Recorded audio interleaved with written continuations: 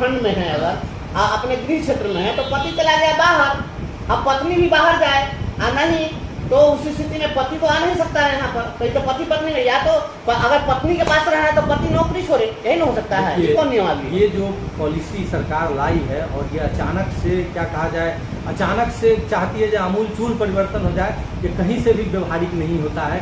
उस पर कुछ पत्र भी है सामान्य प्रशासन विभाग का, कार्मिक विभाग का, तो ट्रांसफर पोस्टिंग किया जाए तो कितने % का किया जाए, ताकि किसी सपोज दैट किसी कार्यालय या किसी स्कूल से अचानक से आप सारे स्टाफ को बदल दीजिए, सारे टीचर को हटा दीजिए, तो वहाँ बिल्कुल अव्यवस्था का स्थिति आ जाता है। तो उस पर पत्र है कि कितने % का ट्रांसफर आप कर सकते हैं मैक्सिमम एक बार में, ठीक। हाँ, नहीं तो उसमें है जो उहापोह की स्थिति हो जाएगी। सपोज दैट किसी स्कूल के सारे टीचर का आप ट्रांसफर कर दिए एक साथ, अब क्या होगा, नया टीचर वहाँ के चार्ज लेने आएंगे, उनको बहुत सारा रिकॉर्ड की जानकारी नहीं होगी, बहुत सारा कुछ लोकल एरिया की जानकारी नहीं होगी, और हाँ बच्चा और बच्चों के गार्जियन के साथ उनका कोलेब्रेशन नहीं होगा, तो प्रैक्टिकल रूप में ये कुल मिला के अव्यवस्था पैदा कर देगा। इसीलिए कह रहे हैं कि रूल्स फ्रेम करने और लगता है एसी में बैठ के, एयर कंडीशन रूम में बैठ के पूरी तरह से एक बार नया सिस्टम, नया सेटअप, ऐसे नहीं होता है। परिवर्तन का नियम ही है कि धीरे धीरे होता है, कारज धीरे होता है, काये होत अधीर, समय आवे तरवर फले केतक सींचो नीर। नहीं, यहाँ सारे किरानी को बदल दीजिए, फाइल वहीं पर छोड़ दीजिए, किसको पता रहेगा नया किरानी को कौन फाइल कहाँ है। अधिकाल हमको है IAS ऑफिसर लोग के सोच पर हमको बहुत सोचना आ जाता है कि पता नहीं लोग का कौन सा सोचने का तरीका है। ये लोग परिवर्तन कुछ भी नहीं कर पाए। 70 साल 75 साल देश को आजाद हुए कितना परिवर्तन हुआ, क्या हुआ, वो हम लोग भी देख रहे हैं। इधर तो जाके हमारा कानून बदला है, हम लोग का IPC जो अंग्रेज का बनाया हुआ था चल रहा था, तो सारा तो हम लोग देख रहे हैं। बावजूद इस तरह के माइंड सेट से काम करना, किसी भी परिवर्तन के लिए आप स्टेक होल्डर से बिना चर्चा किए कैसे कर सकते हैं? इस तरह का मतलब ग्रेव आप लेने जा रहे हैं, ड्रास्टिक स्टेप लेने जा रहे हैं, और आपका कोई कम्युनिकेशन नहीं है टीचर संघ के साथ। सारा संघ विरोध कर रहा है, टीचर विरोध कर रहे हैं। ये बहुत दुखदायक है बिहार के एजुकेशन सिस्टम के लिए। नहीं, वो तो ये भी तय हो गया है कि लिख दिया इन्होंने कि धरना प्रदर्शन करने वाले, जो भी आंदोलन करने वाले लोग होंगे, उन लोगों को प्रमंडल से बाहर भेज दिया जाएगा, काला पानी की सजा। अच्छा, तो इनका ये क्लाउज जो है ना, ये honourable high court, supreme court में टेस्ट होने लायक है। ऐसा नहीं है, इनका पूर्व का भी कई नियमावली को डस्टबिन में ऑनरेबल हाई कोर्ट ने फेंक चुका है। ये भारत के संविधान को पलट देंगे। आर्टिकल जो हम लोग को फंडामेंटल राइट पार्ट 3 में मिला हुआ है कॉन्स्टिट्यूशन के, वो आर्टिकल 19 का वायलेट कर देंगे। विरोध करने वाले पर कार्रवाई होगी। यह नियमावली है इनका, ये मैग्ना कार्टा है।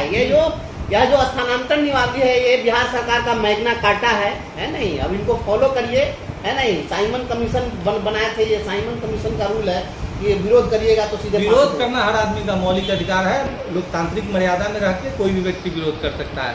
अब जरा एक चीज पर बात करें कि बिहार सरकार ने तय कर दिया है कि अगर महिलाओं की जो पोस्टिंग होगी बगल के पंचायत में, महिलाओं को, विधवा को, दिव्यांग को, शिथिलांग को, निःशक्त को, गंभीर रूप से असाध्य रोग से पीड़ित जो भी बीमार हैं, ऐसे लोगों को उन्होंने कहा है कि हम इनको निकटवर्ती पंचायत में उनकी पोस्टिंग करेंगे।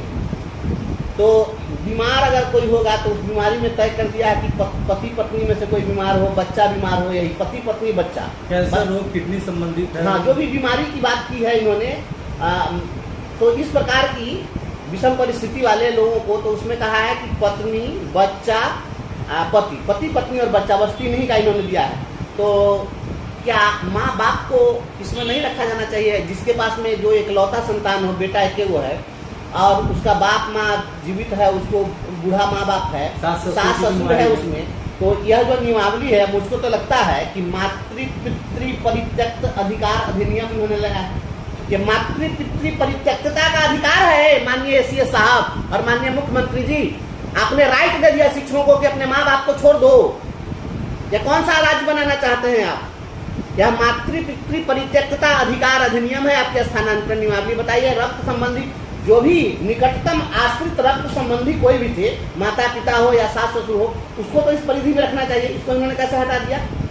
देखिए, बीमारी के ग्राउंड पर जो सरकार रिलैक्सेशन दी है, वो रिलैक्सेशन बीमारी के ग्राउंड पर पर्याप्त नहीं है। जब आप खुद मान रहे हैं कि वो फिजिकली हैंडीकैप है या गंभीर बीमारी से ग्रसित है, कैंसर है, हार्ट डिजीज है या किडनी डिजीज है गंभीर, तो उनके लिए आपको पंचायत का भी बंदिश नहीं रखना चाहिए, उनको वहाँ रिलैक्सेशन मिलना चाहिए। ठीक है, महिलाओं का आप पंचायत से बाहर कर दिए, ठीक है, महिलाओं पे उसको ठीक है, उसका ज़्यादा कोई विरोध नहीं कर रहा है उसका, लेकिन ये जब आप मान रहे हैं खुद की हैंडीकैप है या गंभीर रोग से ग्रस्त है, तो इनको फिर पंचायत से बाहर करने का ये चीज ह्यूमैनिटेरियन ग्राउंड पर एकदम कहीं सही नहीं। उसमें पुरुष को ही नहीं दिया, कल महिला को दिया। नहीं, पुरुष को भी ये मिलना चाहिए, पुरुष के साथ भी भेदभाव नहीं होना चाहिए। तो भेदभाव पुरुष के लिए है इसमें। बीमारी के ग्राउंड पर भेदभाव कीजिएगा तो ये तो आर्टिकल 14 में भी टेस्ट हो जाएगा। कल जो है कटिहार जिले के एक शिक्षक ने मुझको मैसेंजर पर मैसेज किया कि सर मेरा जो अनुमंडल है वहाँ से दूसरा अनुमंडल का क्षेत्र जो है वो 90 किलोमीटर की दूरी पर है और मैं इकलौता हूँ अपने परिवार में, मेरे 90 वर्ष के पिताजी हैं, हम सब क्या करेंगे?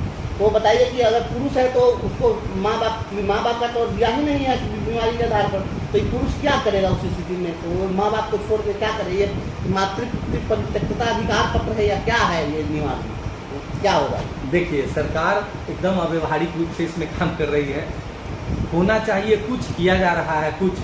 अब टीचर से आप अपेक्षा कीजिए, एक चीज समझने की है, टीचर और क्लर्कियल जॉब, ऑफिशियल जॉब, दोनों दो नेचर का जॉब होता है। टीचर का जो जॉब होता है वो टीचर को सोसाइटी में रहना है, सोसाइटी से उसका अच्छा कोलेब्रेशन होना चाहिए, बच्चों से, बच्चों के गार्जियन से। और टीचिंग जॉब एक दूसरे तरह का जॉब है, क्रिएटिव जॉब है।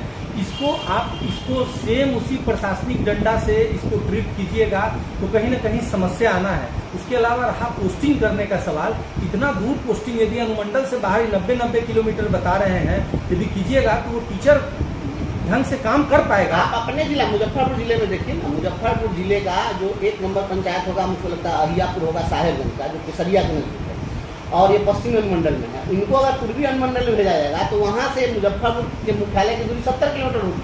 अगर केवल मुख्यालय की बात करें तब, और इनको अगर भेज दिया जाए गाय घाट तो क्या होगा? तो 150 किलोमीटर दूरी पर। अनुमंडल का जो प्रिंसिपल लिया गया है वो बिल्कुल अव्यवहारिक प्रिंसिपल है। ये इस पर सरकार को विचार करना चाहिए, नहीं तो असंतोष बना रहेगा। ठीक है, आप पावर में हैं, आपके पास पावर है, आप जो चाहिए जो करिए, कर ही रहे हैं, किसी का सुन नहीं रहे हैं, लेकिन जो चीज़ गलत हो रहा है उसका तो विरोध होगा ही होगा। और ये स्थानांतरण नियमावली में इन्होंने एक बात और लिखा है कि जो बीपीएससी से जो बहाल शिक्षक हैं, जो जहाँ हैं उनका जबरन स्थानांतरण नहीं होगा, वो जहाँ हैं वहाँ बने रह सकते हैं, लेकिन जो विशिष्ट शिक्षक हैं उनका स्थानांतरण होगा। अभी तक के नियमावली से तो प्रतीत होता है कि उनको जबरन सरकार हटाएगी। नहीं तो वो उसका तो देखिए, उनका तो पूर्व में जो के पाठक थे, अब उनका क्या काम करने का स्टाइल प्रक्रिया था किसी से छुपा हुआ है नहीं। तो के पाठक किस हेस्ट में फैसला लेते थे, तो उनके द्वारा उस समय जो वो नियमावली बनवा के और पास किया गया, उसमें वो जानबूझ के क्लॉज छोड़ा गया कि विशिष्ट शिक्षक आप उसी दिन से बनिएगा जिस दिन से स्कूल में ज्वाइन कर लीजिएगा, नए स्कूल में, नए पदस्थापित विद्यालय में। तो वो तो जान के वहाँ पेच फंसा के गए हैं, और सरकार का मंशा भी वही है। विशिष्ट शिक्षक बनना है तो आपको आवेदन करना ही पड़ेगा, यह बाध्यता है। तो आपको स्कूल में जाना पड़ेगा, अलॉटेड स्कूल में तो अप्लाई करेंगे तभी, मतलब कि आप वहाँ पर रुक नहीं, अगर रुके हैं अप्लाई क्या वेरिफिकेशन तक हो चुका है इन लोगों का। अच्छा, जो वेरिफिकेशन करा लिए और अभी नहीं जाना चाहेंगे उनके लिए नहीं आना चाहेंगे तो इस पर सरकार क्या व्यू लेता है? यदि अभी कोई शिक्षक रिटर्न में दे दे कि हम आपका जो आपके तरफ से विशिष्ट शिक्षक का जो हम लोग को कंडीशन लगाया जा रहा है हमको स्वीकार नहीं है और अपना दावा हम वापस लेते हैं, तो सरकार क्या इस पर निर्णय लेती है इस पर अभी कुछ स्पष्ट नहीं है। लेकिन हमको लगता है अपना दावा को वापस लेने का अधिकार तो सुरक्षित कानूनी रूप से है ही। यदि कोई ले ले तो हमको नहीं लगता है सरकार दंडात्मक कार्रवाई कर पाएगा, करेगा तो निश्चित रूप से कोर्ट माननीय न्यायालय इसमें हस्तक्षेप कर देंगे। ऐसे जो विशिष्ट शिक्षक के दर्जे की बात है तो नए विद्यालय में योगदान की तिथि से ये कह रहे हैं, योगदान कराना सरकार की जवाबदेही था, तो इस पर तो इन लोगों को विशिष्ट शिक्षक का दर्जा तो उसी डेट से मिलना चाहिए जिस डेट में ये पास कर गए। निश्चित आपने सरकार ने क्राइटेरिया बनाया कि मेरा सक्षमता परीक्षा पास करो, शिक्षक पास कर गए तो पास कर गए। अब पोस्टिंग करने में आप फेल कर गए, पूरी तरह से फेल कर गए, तो आप फेल कर गए तो उसका सजा शिक्षक को क्यों? तो उसी दिन से सारा लाभ राज्यकर्मी का मिल जाना चाहिए। आपके यदि नियमावली में ये चीज है तो अमेंडमेंट की जरूरत है। नियमावली ही दोषपूर्ण है इस पॉइंट पर। पूर्व में भी माननीय उच्च न्यायालय द्वारा कुछ मामलों में दिया गया, जैसे कि ट्रेनिंग कराने में सरकार का कंडीशन था कि इतने दिनों में 3 साल के अंदर में ट्रेनिंग कराना था अब्दुल समद केस में, और सरकार चूक गई तो ऑनरेबल हाई कोर्ट का ऑर्डर आया कि नहीं 3 साल जैसे इनका पूर जाता है इनकी नियुक्ति का अनट्रेंड में, और उस दिन से भले ही आप ट्रेनिंग कभी भी कराएं लेकिन उस दिन से उनको ट्रेंड का वेतन मान दीजिए। इसी तरह से ट्रेनिंग की इशू पर और हुआ था मामला, जिसमें कि ट्रेनिंग में विलम्ब हुआ था, जिस कारण से सरकार को पूर्व के डेट से देना पड़ा था ट्रेंड का स्केल। तो यहाँ भी ये स्थिति बन जाएगी। कोई कोर्ट चला गया तो माननीय न्यायालय द्वारा कहा जाएगा कि ठीक है, परीक्षा पास कर गया कैंडिडेट, तो कैंडिडेट का जो है जिम्मेवारी खत्म हो गया और आप अपने जिम्मेवारी में फेल रहे हैं, इसलिए आप उस नीति से दीजिए इनको राजी करने कुल मिला करके जो हम लोग देख रहे हैं, प्रत्येक बिंदु पर सरकार जो है वह इलीगल फैसला ली है, अव्यवहारिक फैसला ली, मनमानी, कई बिंदु पर बिल्कुल मनमानी, एकदम जो है हम करेंगे, किसी का नहीं सुनेंगे। अच्छा, यह जो तय किया गया है कि प्रत्येक 5 साल पर शिक्षकों का स्थानांतरण होगा, मतलब आपका जो कार्य क्षेत्र बदल दिया जाएगा। माननीय मुख्यमंत्री जी 5 साल पर आपका भी राज्य अगर बदल दिया जाए तो कितना अच्छा रहता है जी। अगर मान लीजिए आप इतना बढ़िया सुशासन चला रहे हैं बिहार में, 5 साल के बाद में यूपी में भी बहुत बढ़िया सुशासन चला सकते थे। कुछ दिन के लिए आपको केरल में भी भेज दिया जाता, 5 साल के लिए तमिलनाडु में भी भेज दिया जाता। सारे विधायकों का भी क्षेत्र बदल दीजिए 5 साल, क्योंकि 5 साल तक विधायक लोग तो अपना अपना क्षेत्र में क्या क्या करते हैं तो आप लोग देख ही रहे हैं।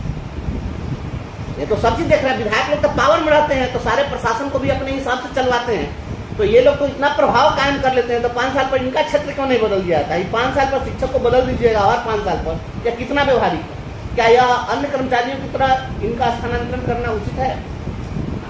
बोल ही चुके हैं डिस्कशन में कि अन्य कर्मचारी और शिक्षक के स्टेटस में अंतर होता है, दोनों के वर्क कल्चर में भी अंतर होता है। तो उसको सरकार को ऐसे ही आप कई स्टेट में जाइए, कई जगह देखिए, टीचर का ट्रांसफर पॉलिसी एक अलग ढंग का ट्रांसफर पॉलिसी होता है, जो कि आम कर्मचारी और आम ऑफिसर की तरह नहीं होता है। तो इसको सरकार को समझना होगा, नहीं समझेगा तो यदि नहीं सरकार के अधिकारी इस बात को समझते हैं तो इम्प्लीमेंटेशन में समस्या होगा, और इम्प्लीमेंटेशन के बाद स्कूल में एजुकेशन इम्पार्ट करने में समस्या होगा। ये समस्या होना है। स्कूलों में हम लोग देखते हैं कि जिन बच्चों को हम लोग पढ़ाते हैं तो बचपन से ही उस बच्चे की एबिलिटी हम लोग पहचानते हैं, उसके IQ लेवल को पहचानते हैं। अगर किसी बच्चे के साथ कोई 3 साल तक कनेक्टेड रहा है, 4 साल तक कनेक्टेड रहा है, तो उसके बाद में उसके लिए वह बेहतर उसको गाइड कर सकता है। लेकिन हर 5 साल पर बदल दीजिएगा तो हमेशा उसका इंस्ट्रक्टर और उसका गाइड बदलता रहेगा, तो स्वाभाविक है, मुझे लगता है कि ये शिक्षा को बर्बाद करने की ओर इसको धकेलना है। और ये नियमावली मुझे तो ऐसा कुछ नहीं लग रहा है इससे कुछ बेहतर होने जाने पर। एक और बात है कि इन्होंने भविष्य में स्थानांतरण के लिए फिर से एक कमेटी की बात की है। प्रमंडल स्तर पर भी स्थानांतरण ये करेंगे, जिला स्तर पर करेंगे, राज्य स्तर पर करेंगे, ये क्या क्या स्थानांतरण करेंगे, इसके लिए IAS लोगों की कमेटी बनी है। ये कमेटी कितना आपको व्यवहारिक अगर ये कमेटी लग रही है? जाहिर सी बात है, 3 लेवल पर कमेटी बनाया गया है। यदि जिला लेवल पर स्थानांतरण हो रहा है तो DM लेड कमेटी है, और डिविजनल यदि परमंडल स्तर पर स्थानांतरण हो रहा है, कोई परमंडल के एक जिला से दूसरे जिला आना चाहते हैं तो उनके लिए कमिश्नर लेड कमेटी बनाया गया है, और बाकी सेक्रेटरी लेड कमेटी बनाया गया है। राज्य स्तर पर कोई राज्य के एक परमंडल से दूसरे परमंडल में आके किसी जिला में जाना चाहता हो तो ये बनाया गया, और सारे कमेटी के हेड IAS ऑफिसर्स को बनाया गया है। अब इसमें मेन दिक्कत ये है कि अब सारी जगह तो IAS ऑफिसर्स को बनाया गया, ये इतने अपने प्रशासनिक कार्य में व्यस्त होते हैं कि ये इस पर कितना ध्यान दे पाएंगे, कितना वास्तविक जरूरत को समझेंगे। तो उसके अलावा इनमें सारे DDC लोग को भी डाला गया है। तो कहने का मतलब ये कमेटी जो है ये ढंग से फंक्शन नहीं कर रहा, होना व्यवहारिक ये चाहिए था कि इस कमेटी में शिक्षक कुछ प्रतिनिधि को भी डालना चाहिए था, MLC को डाला जा सकता था, कुछ लोकल सांसद को डाला जा सकता था, इसको बेहतर बनाया जा, शिक्षा विभाग का अधिकारी का होना था। अब IAS ऑफिसर का जो कार्यशैली होता है वो बिल्कुल दूसरे ढंग से कार्य करते हैं। उनका कार्यशैली जो होता है बिल्कुल प्रशासनिक खनक वाला होता है, वो बहुत लिबरल सोच नहीं रखते हैं, और व्यवहारिक ग्राउंड पर क्या जरूरत। इसीलिए देखिए, कहीं भी कोई शोध संस्थान होता है, हमारा DRDO है, ISRO है, उसके हेड IAS ऑफिसर्स तो नहीं होते हैं जनरली। क्योंकि सरकार भी समझती है कि वहाँ बैठा देने पर क्या नतीजा होगा शोध संस्थान का। चलिए, और सॉफ्टवेयर की बात हुई है कि पोस्टिंग जो होगी सॉफ्टवेयर तो होगी। कई बार जो सॉफ्टवेयर बना वो सॉफ्टवेयर बनते बनते करप्ट कर गया। ये सॉफ्टवेयर कितना आपको लग रहा है सक्सेस होता है? इस सॉफ्टवेयर का अपने आप में एक रहस्य है। इस सॉफ्टवेयर सरकार का पंचवर्षीय योजना भी नहीं, ये कौन सा योजना है? पिछले बार भी नियमावली में था, नियमावली 20 में नियोजित शिक्षकों का सॉफ्टवेयर, वो सॉफ्टवेयर बनते रह गया। जब भी सचिवालय से संपर्क करिए तो सॉफ्टवेयर तैयार हो रहा था। हमको तो एकदम क्लियर लगता है कि सॉफ्टवेयर है ना, किसी इशू को लटकाने का क्लियर फंडा है कि एकदम काम हो ही नहीं पाए। चलिए, बहुत बहुत धन्यवाद। जो पूरा माजरा है और पूरी जो नियमावली है कानूनी रूप से, व्यवहारिक रूप से बिल्कुल गलत है। हाँ, एक चीज में कह सकते हैं कि शिक्षिकाओं को जो स्वैच्छिक दिया गया है आसपास में, तो उनको कुछ लाभ होता दिख रहा है। इसके अलावा पूरे शिक्षा का बंटाधार करने के लिए नियमावली है। और कुल मिलाकर के मेरी नजरों में शहरी क्षेत्रों में पदस्थापित शिक्षिकाओं के लिए ग्राम भ्रमण, ग्राम दर्शन योजना है यह। और जो पुरुष हैं उन लोगों के लिए मातृ पितृ परित्यक्तता का अधिकार पत्र है यह। अपने माँ बाप को छोड़ दीजिए, इसके लिए सरकार ने राइट दे दिया है। हम इस नियमावली का पुरजोर प्रतिकार करते हैं और इसके सारे लीगल एस्पेक्ट पर हम लोग विचार करते हुए आगे प्रोसीड करेंगे। बहुत बहुत धन्यवाद।